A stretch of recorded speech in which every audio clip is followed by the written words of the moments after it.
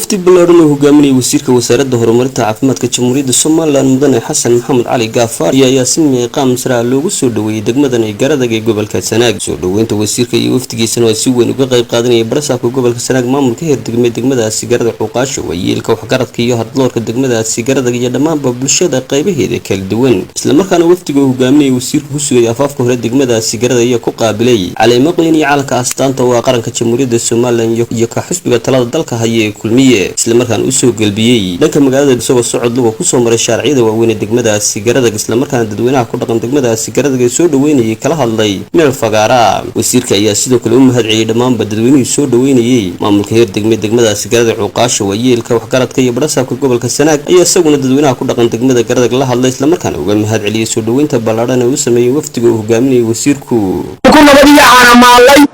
وحسبي نبجليدا وحسبي محاكو راغاي وحلالا دنيا ميودان دبولي وحسبي نوسو ديدحاي وحسبي نكسو تعبناي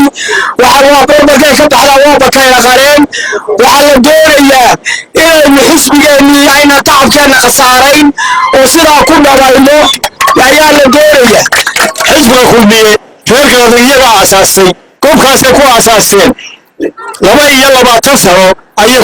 كلمة هاي ما ترى إلا كتير معين على مدى يلا أساس بكال ولا رجال سريو إيه تصل لك صورة يبرعو هل كان على كلام بكاسالي وهي كذا سيدا وحنا لقمه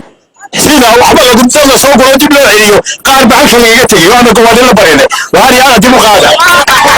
وحن حقيقتنا إدى توقتا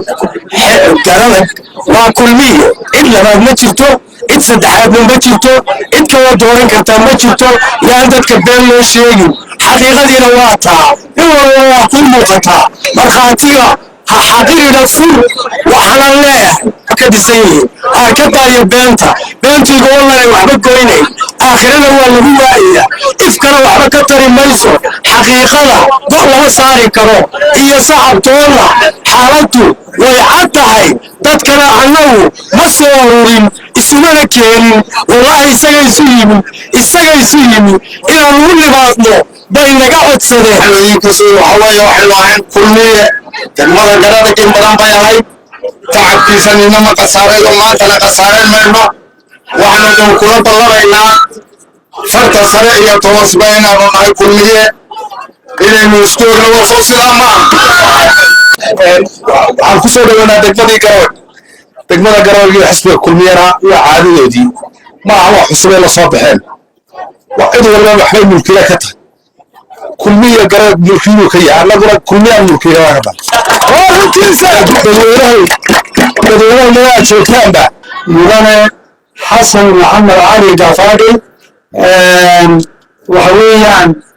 دمانتين وحنكشوا بفهم جامعة كمان دمنا جرادنا وحويان حسبك كلية وأساسا وحويان وحن يعود كمسيننا لبضع أبو وحنشيننا مدحوينها جمهورية Soomaaliland ممرا ميسا بيعي عبدي ويو حسبك كلية ساسا كلية عمل وحن هالكم كسو دويننا وسيرك وسارة horumarinta caafimaadka waftiga hogaamiyayo wasiir Xasan Maxamed Cali Gaafar gudoomiyaha gobolka Sanaag oo yimi dhamaantood waxaan ku soo dhaweynaa degmada Garadag wasiir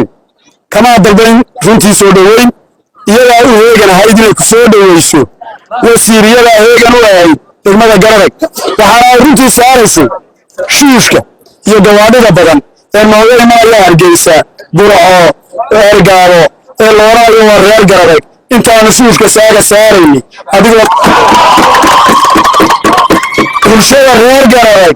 bulshada kale lagu soo raro dhawa reer Garadag ma noqonayso bulshada reer Garadag waa bulshada halkan maanta joogta waa bulshada maanta ku soo dhaweysay wasiir Garadag iyo xisbiga kulmiye cidina isku tilmaamayso ilaa la isku tilmaamaysa ma jirto Garadag waa kulmiyana waa Garadag waxaan maqlayay runtii mashaariic degmada Garadag lagama fulin waxaynu ognahay wasiirka wasaaradda horumarinta caafimaadka ee maanta inala jooga inuu xanaanadii tuulka maanta soo furay waxaynu ognahay inuu dhakhtarkii degmada Garadag inoo dhisay inoona qalabeeyey inoona furay waxaynu ognahay inuu inoo shaqaynayo xaruntii caafimaadka hooyada iyo dhallaanka ee magaalada Alcadde waxaynu ognahay in xaruntii hooyada iyo dhallaanka inoo shaqaynayso ee magaalada Fadhigaab waxaynu ognahay in xaruntii hooyada iyo dhallaanka ee Faraguul inoo shaqaynayso waxaynu ognahay in xaruntii hooyada iyo dhallaanka ee Geesooy inoo shaqaynayso war maxaa waxqabadka intaas ah wasiirka wasaaradda caafimaadka keliya markaynu eegno intaa wax loo dhigaa ma jirto waxaa jirta oo kale mashaariic kale oo degmada ka socota iyo macaalintii baa socota layrkii baa hadda socda oo imaaya isaguna oo layr joogta inay magaaladu hesho ayaa hadda ku xiga mashruucii dugsiga farsamada gacanta ayaynu shalay dhagax dhignay war masaxad baa meesha lagu qarin karaya calaad saxad baa lagu qarin karaa calaad saxad baa lagu qarin karaa qaar baa doon ilaa la tagaa xoolo garab loo qaban garab laga laami inay maanta miduu wasiirka loo xiray saddexda laami ee kii jaamacadda hadda laga bilaabay oo runtii isaguna ku jira meeyarkii ugu dambeeyay ku jira oo ay u hareen shayga iyo daamurkii laba qodob inaan doonayaa inaan taabto reer Garadeg kulmiye Garadeg buu ka bilaabmay guushiisuna Garadeg bay ka bilaabatay Garadeg bayna ahaan doontaa gacantiisa koowaad mar walba taasaa ku sirtay sidii odayaal halkan ka sheegeen gobol labaad baan doonayaa anigu inaan saro kulmiye uu badnaayo laba xukuumadood buu soo maray oo kulmiyaha ragga xukuumadihii hore ku jiray iyo ragga maanta xukuumadda aanu ka midka ahayn ku jira waxqabadkoodiina yaaba isku khaldin nin waliba wixii uu keensaday ha loo weeleeyo rag baas degmada lafteeda 7 sano wasiirna u ahaa hal iskuul kuma soo kordhin degmada keliya ma ahe deegaanka gobolka Sanaag oo dhan baa lagu soo kordhin oo aan iman oo aanay sheegan karin waana maranayaa in odayada soo dhinac taatay ay sheegan jireen ay oran jireen anagu odayadaanu lacag siinaa oo damiirkooda daahirkooda ku iibsanaada oran jireen waxaa halkan maragu tihiin war halkan waxaa maragu tihiin oo marag madoona ma ismaqlaynaa reer Garadeg waxaa maragu tihiin oo marag madoona adeegyada laga qabtay kaabayaasha bulshada dhinacii caafimaadku maayarku ku dheeraadee hadda biyaha mayartaa taabanaa inta laga qabtay inta riiga laga hirgeliyo degmada Garadeg waa garanaysaa kaabayaasha dhaqaalaha waddooyinkaa ka mida waddadan haddeer aad maraysaan reer Garadeg wasiirku inuu hirgashuu dhexda u xidhay xilligaa isagoo wasaaradda qorshaynta joogay waxyaabaha muhiimkaa waxaa ka mida aadkaygu faraxsanahay bacad baad joogtaan oo inaan in badan sheekaylaaba ahaye madaxweynaha qaranka waxaynu uga mahadcelinaynaa kilomitarkii jaamacadda allah u naxariistay marxuumkii jaamacadda hirgeliyey taariikhdiisuu garanayey wuxuu yahay buu garanayey amarkiisii maalintii uu bixiyey baa lagu bilaabay madoona maanta Garadeg inay muujisay sida ay u dhan tahay inay u heelan tahay taageerada xisbiga kulmiye ee xisbiga horumarka aan deegaanada tan aanu uga horreynin ama looga horreyn waxaa mutacalimiina ee jaamacada galay maxaan ku dhahdaayey jooga Garadeg ee Argaalo jooga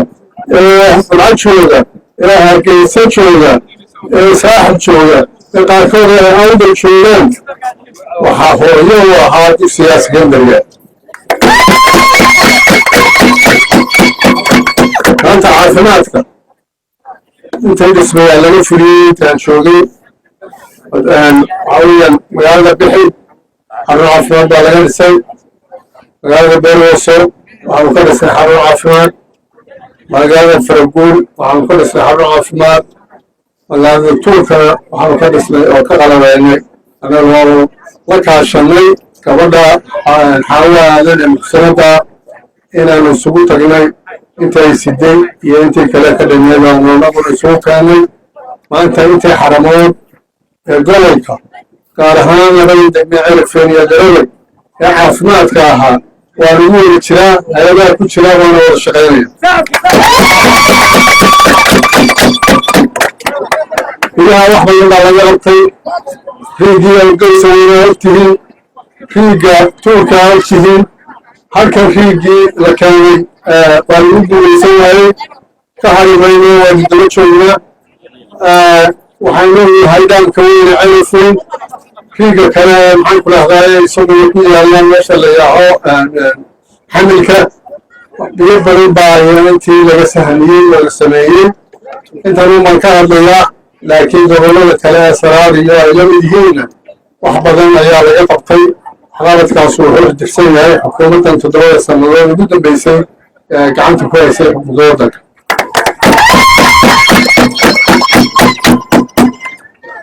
haddii ciidaarkeedu waxaasoo waxqabada waxaan u malaynayaa in loo jeexay u baahan yihiina waa jiraan. daktaradii indhaana waanu haynaa marka hadday u baahdaan ilaa hore nala soo adeeri doona. rag baa yidhaahda waxaanu filaynaa madaxweynahaanu filayna. rag baa yidhaahda xasan gaafaadhi baanu nacabna. وأنا من مدحوين الله على دعواتي سوف أعمل من حسن قال الله على هذا دعوة وحسن الله وتبقوا كلامه ويهدي يواجه التلمان تي حكومه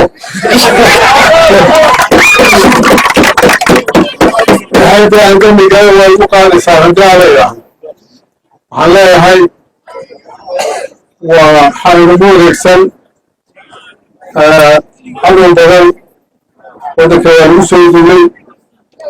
وقوة انتهاء دفاعي كريسي والدفاعي